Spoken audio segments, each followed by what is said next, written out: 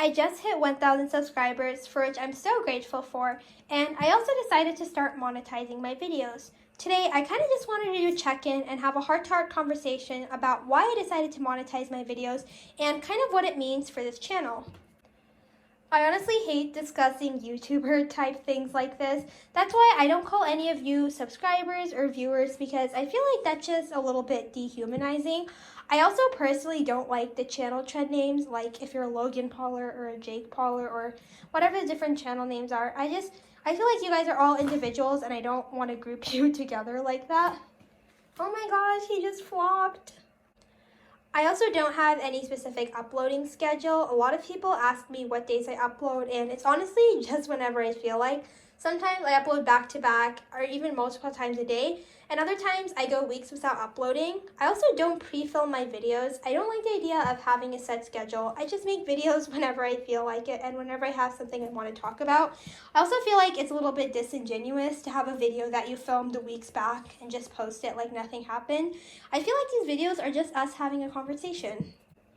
Even though I don't love discussing different YouTuber,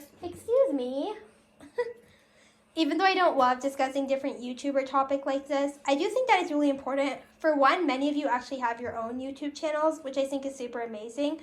But also, I feel like there's just a really big divide between YouTube influencers and their subscribers. And I think it's really important to bridge that gap because YouTube isn't supposed to be like other mainstream medias. I don't watch YouTubers because I want to see celebrities. If I want to watch a celebrity, I would just watch any other TV channel. The special thing about YouTube is that we're all just ordinary people connecting, so I think that's really important. So what does monetizing your videos actually mean? I'm sure most of you know that when you watch YouTube videos, you get ads during the videos. YouTube gets paid by the different advertising companies to play those ads, and they give a small portion of that advertiser fee to the content creators. I honestly have no idea how much money it is. I just got monetized literally a day ago and I haven't seen any of my earnings yet. I doubt it'll be very much, but it is something I want to share because I think it's important to be fully transparent. I just legitimately don't know. So for a lot of people that start YouTube, monetization is always the main goal. Most people don't want to invest a ton of time into something without getting paid. So it's pretty normal that as soon as you meet the threshold to monetize your videos, which means that you have 1,000 subscribers and 400 watch hours, that they just monetize it without really giving it a second thought. Now, there's nothing wrong with that. YouTube does take so much time, and if you're able to make a full-time living off of it or any money, I say good for you, and I think you should do it.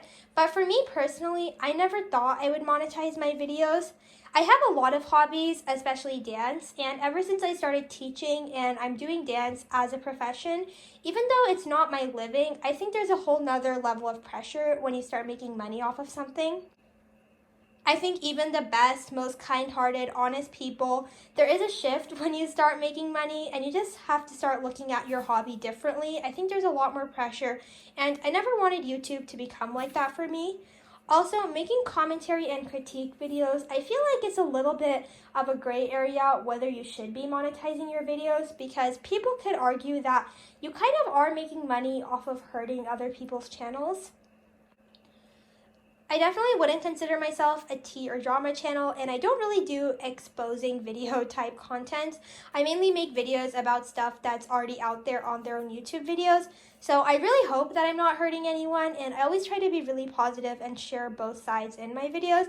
However, I do realize that a lot of people who do watch my videos, like my Len and the Bunny videos, are not necessarily my fans, but they're Len and the Bunny fans. So it felt a little bit weird for me to actually monetize and make money off of it.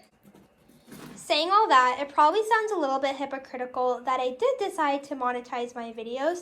The main reason I decided to is because I never knew how much there was a need on YouTube to actually have rabbit care content. Don't get me wrong, I think the rabbit YouTubers on the platform are already doing an amazing job, and there's so many other smaller content creators, and I always felt like rabbit care was almost overdone. I always thought there was an abundance of rabbit YouTubers, but the more I post my videos, I guess certain topics just aren't being covered because most people don't even know what scatter feeding is. And I don't think that's necessarily a fault of the viewers. I think that if there's a topic that's not being covered by any other rabbit YouTubers, it's kind of our goal as people that are educated on those issues to step up and start covering the knowledge gaps. So I decided that's what I want to do. Also, the sugar glider care on YouTube is pretty terrible and very outdated, so I am hoping to make more sugar glider care videos as well. But most importantly, I want my channel to be a place of open-mindedness. That's another reason that I don't really call my subscribers any type of fan names, even though a lot of people have asked. I don't want you guys to have opinions just because you're subscribed to my channel. I think the goal of my channel is to give you objective viewpoints and for you to share your own opinions. Of course, I am always going to be a little bit biased and my own viewpoints are going to sneak in, but I do think the main goal of my channel that I want to be is for people to form their own opinions. I never expect someone to agree with me 100% on any of my videos. I would actually be really disappointed if that happens. I think if you ever do agree with someone completely, you really just aren't doing enough work to come up with your own thoughts. Because of this, I did decide to monetize my videos. If it can give me a little bit of extra money, which will all 100% go back to the animals, I'm all for doing it. One of the reasons I was hesitant in the past is I never felt like I needed the money. I'm not rich by any means, but I definitely think I live a comfortable life, and I'm so grateful for everything that I have, and the world has gifted me, and my parents have gifted me. So I definitely wasn't in need of the money to have to monetize, but I think that if I can and I am able to earn some extra money, it would definitely go all back to the animals. In saying that, I'm not sure if I'll monetize all of my videos. Currently, they all are monetized, but I'm not sure how I feel about different drama videos being monetized. Also, I do know that a lot of people think you should monetize your videos simply for the amount of time it takes for you to create them. Please don't feel bad for me. I just film my videos on my iPhone and I take like 10 or 15 minutes to edit them, so it's not like I'm putting hours of work in, so I don't feel terrible if I won't get paid for them. Just a few other YouTube-y things I wanted to talk about. The first is some people have asked if I've deleted comments, or they've asked why they've posted a comment and they don't see it anymore. I personally don't delete any comments. A lot of people have told me that I should, but I don't feel like it would be right for me to delete comments since my whole channel is centered around having your opinion and sharing it. However, YouTube does have their own policy for monitoring the comments. There's a section called comments that are under review, and there's another section for comments that are likely spam. Any comments that have a lot of swear words and a lot of bad language get put under the review section. For the most part, I do try to check this section periodically because YouTube's algorithm isn't perfect, and sometimes comments where they just say even 1 or 2 swear words, but their comment is trying to get a really good point across, it gets put under the review section, and I do try to approve those comments, but sometimes there's just so many that I might accidentally miss your comment. Also, any comments where you're mentioning other channel names or other channel links get put under the likely spam section. I do know that I talk a lot about other YouTubers, so sometimes in your comments you might mention them. So again, I do try to go through and approve any comments that don't consider spam.